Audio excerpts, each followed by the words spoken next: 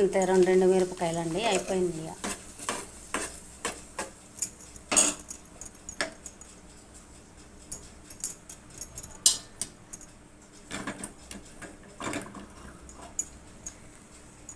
కావాలంటే 2-3 ఎల్లిపాయలు కూడా కచ్చా పచ్చా దంచి కూడా ఈ పూసలో వేసుకోవచ్చండి, టేస్ట్ బాగానే ఉంటుంది.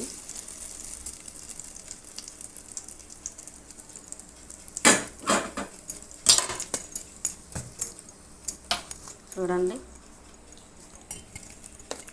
కలుపుకోవాలండి. చూడండి, నేను వేస్తాను అప్పుడప్పుడు, కానీ ఈసారి మాత్రం వేయలేదు. పచ్చళ్ళలో ఎల్లిపాయలు అట్లనే ఉన్నట్టున్నాయండి, ఎక్కడ 1-2 సరిగా అవి అడుగుపోయి. చూడండి పచ్చడి.